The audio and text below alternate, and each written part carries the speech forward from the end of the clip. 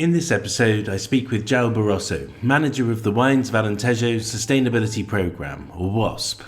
We discuss how the programme evolved from a need to respond to worsening climate conditions into a solid certification programme to help communicate the measured results of producers who take sustainability seriously. João also discusses how the programme consciously developed a knowledge-sharing network to accelerate the uptake of best practices. Some of these best practices include the use of regenerative farming, which in a drought-prone region like Alentejo is showing very positive results. The difference here, as João says, is between trying to survive in a desert or thriving in a Garden of Eden. Either way, viticulture at higher temperatures has to mean working with nature, as Professor Kimberly Nicholas has said earlier in the series. The last point, as Dr. Gregory Jones mentioned earlier, is about finding ways to expand these best practices beyond the regional level to the national and international level. This is where the wine producers and journalists and communicators interface to tell those stories. It seems to me that it's up to all of us to try and decode what is behind the certification labels. We do this best by telling the stories of a contemporary viticulture that respects nature, promotes stewardship of the land, and ultimately inspires trust in consumers that the wine industry is on a sustainable pathway. When was the Wines of Alentejo Sustainability Programme conceived, and what have been the milestones in developing the programme? It started being conceived in 2013, so there was 2 years of brainstorm and benchmark and consultancy with the sector, with the producers, in order to understand if this was actually something worth doing. So if it would be something that would have the acceptation from the producers. And so then in 2015, it was the first milestone when it was indeed launched. In fact, throughout that process, we even did kind of a public consultation to the producers. So we gave them all the contents and said, please, speak now or forever, hold your thoughts in order to make sure that the contents would be aligned with what they wanted and what they needed in terms of sustainability practices. So then in 2015 was the first big milestone when the project was then launched. Then we started our implementation. In the first year, we had an adherence of 96 members. Bear in mind, we're looking at a universe of around 220 sellers in Alentejo, around 1,800 grape growers. So we had 96 members, of which some were sellers, some were grape growers. And then throughout time, things have been steadily growing in an exponential way, which is quite satisfactory. And then in 2017, we started working on a third-party certification. So we understood that the cherry on top of the cake would be to have a third-party certification. Bear in mind, this project was not developed for certification. This project was developed to adapt to climate change, to reduce costs, to increase efficiencies, to optimize processes, to reduce impacts with nature, reduce impacts in the social component and in the communities surrounding the vineyards and the cellars. So the certification does not come as a purpose in itself, comes as an add-on, something that we understood that would be useful, obviously, in terms of markets, in terms of competitive advantage that this would bring to the producers. So in 2017, we created this work group that included 4 certifying bodies, 2 of international range, SGS, which is actually the biggest consulting auditing group in the world, Bureau Veritas, which is also a fairly well-known group, and then 2 more companies from a more national regional level, which is Certis, which is a Évora-based company, so the district capital of Alentejo, and another one called Kiva Sativa, which is actually a Portuguese company that was just bought by an international group, Kiva. And so with these 4 organizations, we started working on what would then become the third-party certification that then was launched, and this is the third milestone, then was launched in August 2020. In August 2020? Yes, in August 2020. And so then the 5th milestone or the 4th milestone comes with our first certified producer that then happened in December 2020. It was a year yesterday that we had our first certified producer in terms of sustainability best practices. And so I would say these were the main milestones of this project so far. Okay, and you said that the certification itself was kind of emergent from doing the process. What gives you the greatest confidence that this is a greenwash-free, true sustainability program that people can really trust in? Well, with no, false modesties, me being part of it, I think it helps because I'm an environmental engineer by trade, and I'm a consumer also. And so if there is something that I despise profoundly is greenwashing. And so I cannot detach myself from a personal / professional basis on what I would then be leading on. And so since I'm leading this project since its inception, it has always been one of my drivers that greenwashing is something that we will not do.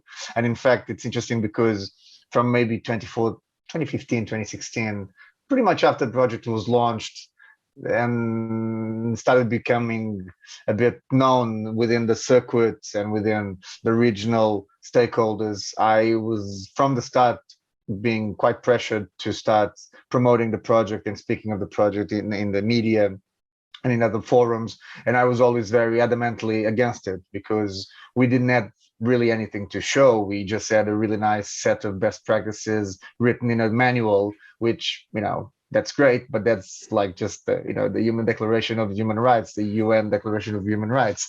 It does not necessarily mean it's actually being respected and upheld.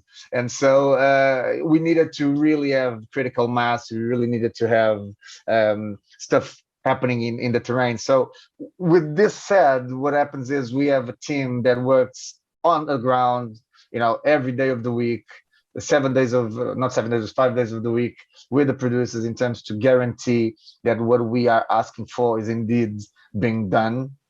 And it's a very detailed and complex process. And I think that one of the best proofs that what we're doing here is not a greenwashing is that we started in 2015. We only had a certification launched 5 years later. And 1.5 years later, we only have so far 6 certified producers, because indeed we have a very detailed, lengthy, and there's an aspect of our certification that I find quite interesting and necessary to explain, because this also kind of directly helps to understand why we only have 6 producers certified as of yet, which is related with the chain of custody of the entire process. So we want to guarantee that all grape and all wine that goes into that cellar, be that from suppliers, from third suppliers or not, that's within the Wines of Alentejo Sustainability Program scope. And so because of that, and considering that we have producers that buy, grapes and buy wine to several different producers and several different suppliers, in order to guarantee that that chain of custody is literally and within, reason and within scope, guaranteed to be in the WASP. That's why we, this raises a lot of obstacles and challenges for the producers to be able to guarantee the entire chain of custody, and thus that the whole plethora of wines that they then put in the market available to the consumer will indeed, if they have that little stamp saying sustainably produced, certified 00 whatever, that we can guarantee, and that the consumer has a guarantee that that wine indeed comes from a responsibly sourced company. Okay, and when you're talking about a situation where there are almost sort of legacy suppliers or people feeding in, how do you get involved? How do you meet those challenges of checking that the inputs are falling? Well, WASP is the main umbrella organization is the Wines of Alentejo Regional Wine Growing Commission. So the Wine Growing Commission is an organization that looks into the DOC region. So guarantees that the wine that says is Alentejo wine is indeed an Alentejo wine. And so because of that, our organization has a fairly good control of the entire wine and grape production in the region. So we kind of feed in to that already set system that then allows us to fairly easily have access to information that will help us guarantee that if say, for example, Nick, you will be making wines in Alentejo and you want to certify with our program, we would have access to all the data and all the the controlling documentation of all the raw materials that go in your cellar, be that wine, be that grape. And so by that, we can do the entire tracking of all of your producers up to literally the source, which will be a grape. This if you buy grapes, or even the grape if you buy wine. And so depending on which one it is, we always have that control. So what we then do is go to you and say, look, Nick, pay attention to that. You are buying grape from this certain individual that is not part of the program. And so we would strongly advise you to engage with your supplier in order for him to become part of the program. And then maybe with your help, we can accelerate his implementation processes, because often we're talking about best practices that are not involved. If you have already a management that has a lot of experience, fairly easily and fairly rapidly, you can do the change that you want to see and thus create the setting that will then allow you to have your third-party certification. Okay, that's interesting. And one of the things I've noticed from talking to producers is the realization that the sustainability journey is not a nice to have. It's actually integral to the future because of the vulnerability of the Alentejo region. And can you talk a bit about the feedback and interactions, because you've spoken to many more than I have, the message that's coming back to you from producers in regards to the program and their commitment to it? It's a very complex theme, right? Survival is a complex theme, be that of the species, be that of organization, be that of an industry. And then obviously we live in an financial economical system. So all of these are entangled in the sensitivities of people and producers. And what I see is that you have kind of a couple of different approaches. You have those people which find this a no-brainer, which is obviously something that will help me to face and adapt if needed to all of these challenges that I also see happening all the time. You have other producers that first they adhere because maybe a supplier told them or a client told them, look, you need to go into this program. And once they're in, they go, oh, this actually makes sense. And, oh, I already do a couple of these stuff. Well, what is it that I don't do that these guys say I should do to become more sustainable? And then with that, and with the gaining of direct benefits and indirect benefits, be those in savings, both financially and material. And not only, but often, and it is quite interesting when a producer, say, for example, a classical case is a cover crop, when they start adapting cover crops. Cover crops are still a challenge, and still that perception that the cover crop will make a direct competition for water with the vineyard, whereas we're in a drought-prone region. And drought-prone regions need the cover crops. It looks like a paradox, but it is indeed, because the drought-prone region will need the cover crop in order to better absorb water when it rains, rather than just have a bare soil where the water will just hit the ground and just destroy what's there and move on somewhere else. So by implementing this kind of methods, the producers, in 1 year, 2 years, they start seeing the benefits, and they start go, oh, okay, so maybe this was not that of a bad idea after all.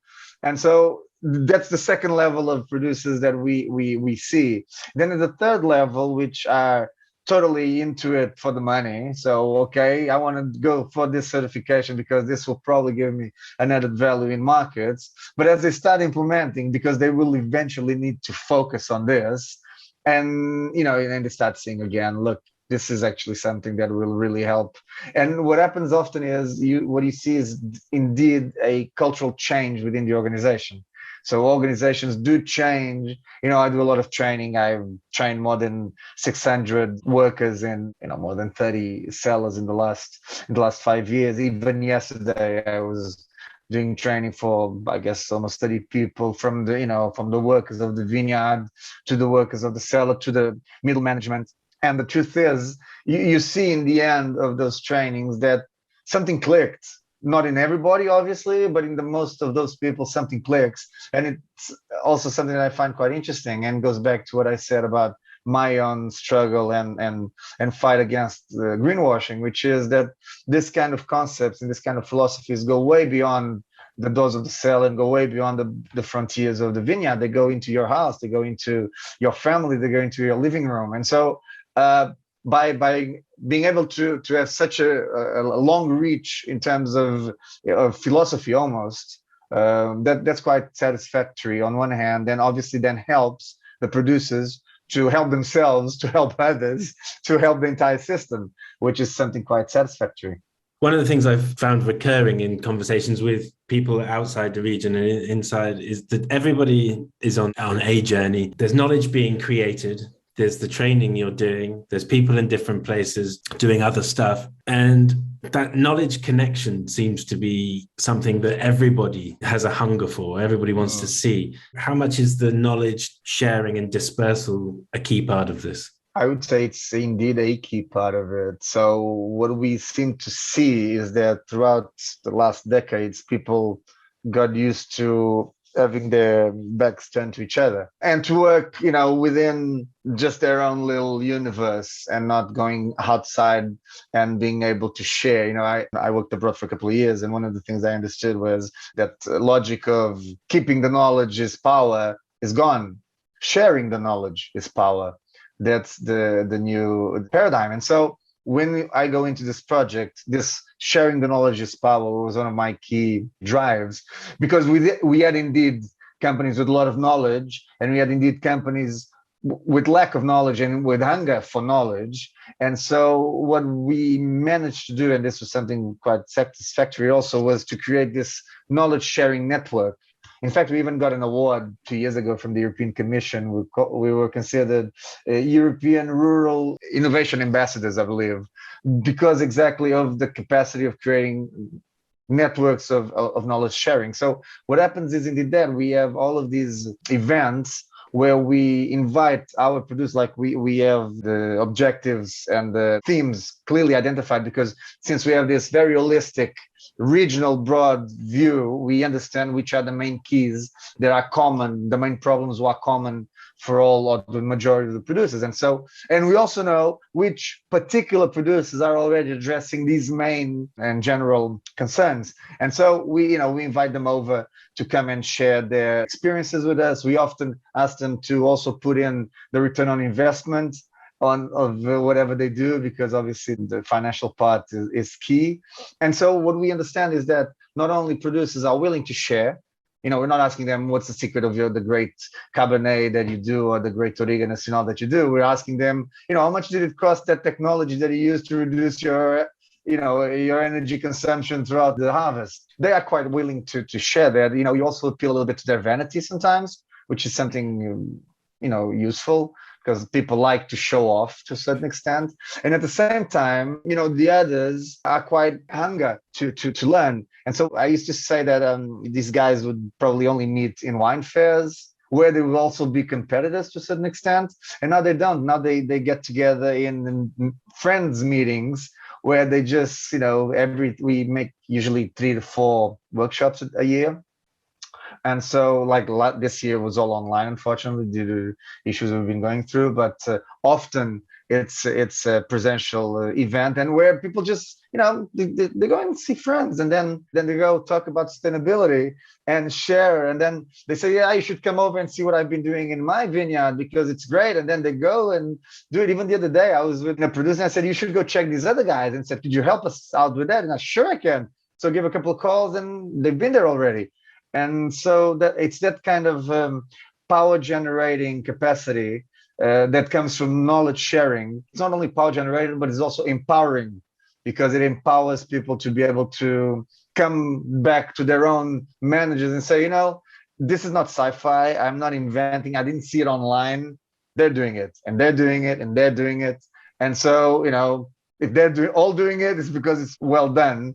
So let's just do it also. And so that change, it's a transformative approach that's been going throughout the entire region. Because if you look at other regions in Portugal, you will see definitely very worthy examples, but they're patches of examples. Whereas when you come into Alentejo, you see a philosophy coming into the region.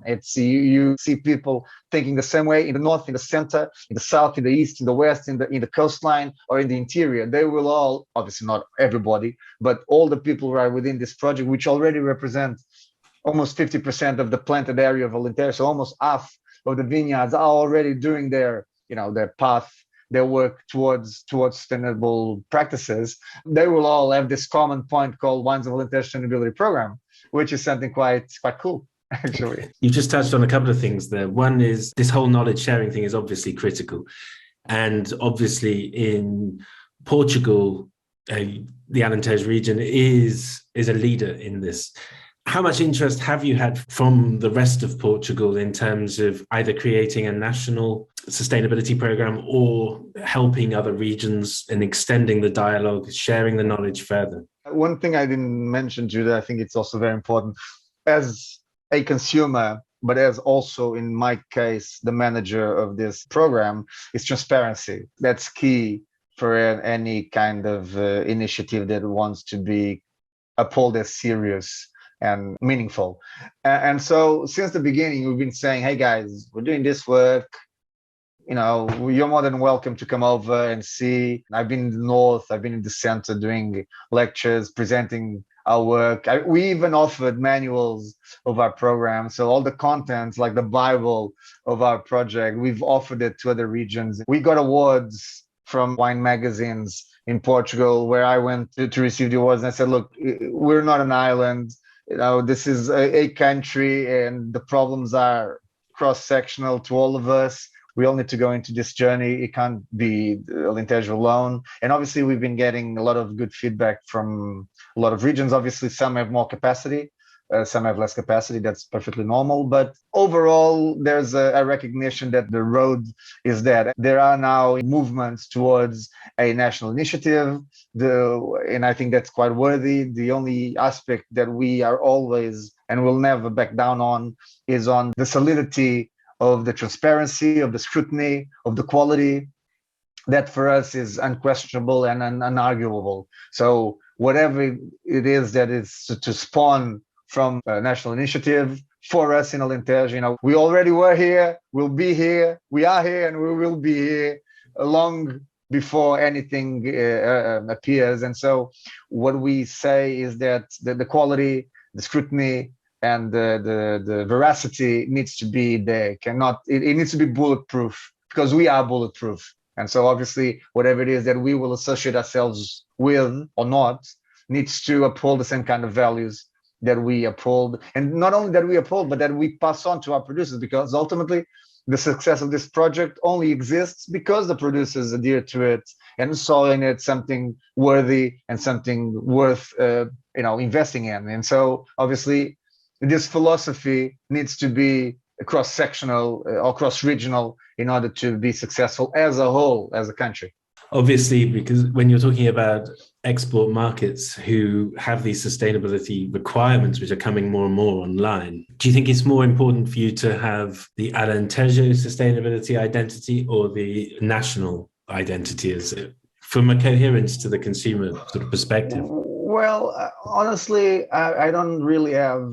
I mean, when you ask questions like those to people like me, it's always a tricky answer, because we are too embedded in the system. We are too embedded in the intricacies and in the details that the system has, which the regular consumer does not. The regular consumer looks, at the very least, to the costs and to maybe the variety and the color of the label. That's the main aspects of decision process. And so when you ask that, we can kind of separate that questions in the several layers that it has.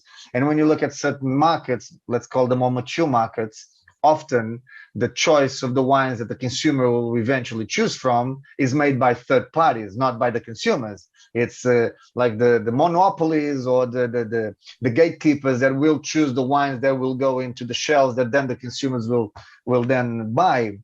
And what we see in an overall international perspective is that there's a bit of everything. There are countries or regions or countries or organizations that only want national schemes. There are others that only want regional schemes. There are others that don't really care if it's regional or national, as long as it's, credible. It really depends on who you're talking to. I mean, obviously, at least to me, one key holy grail on the sustainability aspect is California and the California Sustainable Wine Alliance. But then these guys are not accepted in alcohol, for instance, which is the monopoly in Norway, because they only accept national programs. which does not exist in the US. There is not one national program. There's at least 5 in California. And so there's a bit of certain aspects are a bit paradoxical in that regard. But overall, I would say that national is interesting. But I mean, obviously, when you think of, and coming out of Portugal, because Portugal in a more worldly scenario, exception made probably from Douro, and the port wine still does not have the same reputation as a Bordeaux or Champagne or a Piemonte. And so obviously, this is not Italy or France or Spain. This is Piemonte and Bordeaux or Rioja. And so obviously, then you look at Douro, fair enough, where's Douro? Is it in Portugal? I don't even know where Douro, I know Douro and I know port wine. But you also make port wine in Australia. So then it gets a lot of, which is not port wine, but they call it. So there's a lot of details and confusion that can come into the equation. So long story short, I really think that Alentejo needs to also obviously affirm itself as a region that it is. We're the biggest region in the country. We are so far the sustainable region of the country.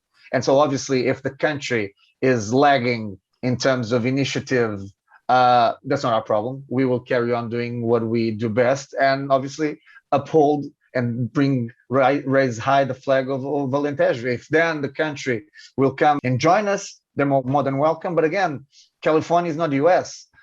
Champagne is not France. And so obviously there needs to be I guess an alignment, a crossing, but at the same time, a parallel road that should be taken by both national and regional initiatives in this regard. You just mentioned about Alentejo being the most sustainable region. You're also the most vulnerable when it comes to climate change, which has been brought up in studies.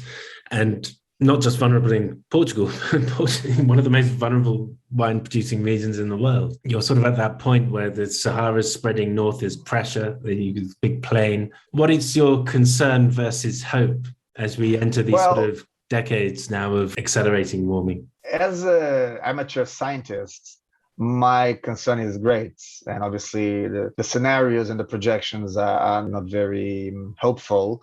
But what I see, and even yesterday this happened, I went to a producer that I hadn't been to, a member that I hadn't been to in a couple of years. And they're in Vidigueira, which is a fairly hot region in a fairly dry part of Alentejo. When I had last been there, maybe 4 years ago, it was a desert, really. It was bare land, bare soil, some vineyards there, of course, but, fairly dry and fairly bare. And yesterday was a bloody Garden of Eden, They had planted lots of ecological corridors. They had lots of functional biodiversity. They had cover crops everywhere. They had pastures, everything green. And not because they had, water sprinklers, exactly. No, not at all. So obviously, these guys have been doing a massive investment in terms of regeneration and adaptive agroecology, in terms of creating the conditions for a more adapted strategy towards, on one hand, climate change, is obviously on the other, the survival of their investments. And this example really made me very hopeful because, as I said, it was a desert. It was a literal desert 4 years ago. Even they were telling me, we were looking, I was observing and I was commenting on what I was seeing. And we had this little hilly area, all green and all vegetation everywhere and trees everywhere. And the guy was even saying to me, yeah, it's funny you're saying this because you see that house over there in the hill, 2 years ago, we couldn't get there. When it rained, we couldn't get there because it was just, mud everywhere. And we did all of this work and now we can go anywhere, even if it rains or it doesn't, because the soil is far more well treated and far more structured in terms of consistency. And so, this is an example. I could give you several other examples. Actually, places that you visited on your last trip over here to Alentejo, places that all of this intensive work of recovery of water lines, of promotion of endemic species growth, of attraction of fauna, of flora species. So all of this is definitely assisting in at least creating resilience for these producers. I can't say that this is yet a cross-regional philosophy, but definitely that's the way to go, because on one hand, we have the examples. On the other hand, we have the climate and the evidences that, it hasn't rained. We're in 15th of December and it hasn't rained, basically. And so producers are already saying, it hasn't rained. I'm getting worried because there's no water. And so obviously, then when it rains, it will be a bomb of water, probably. It's not going to be, spread throughout an entire month. It will rain in a day, which should rain in a month. So if you have the soil more prepared to retain this water, if you have, a water reservoir more prepared to absorb all of this water, you will gain obviously more than if you just keep with your business as usual status quo attitude towards what agriculture should be or is, really. So it's the integrated, more regenerative approach, which is building resilience, which is one of the, I suppose, the key factors for facing the future. Okay, well, I think that's all my questions answered. So very good. Cool. Thank you very much. Thank you very much, Nick. Thanks for listening to this episode in the Sustainability in Alentejo series, produced by me, Nick Breeze.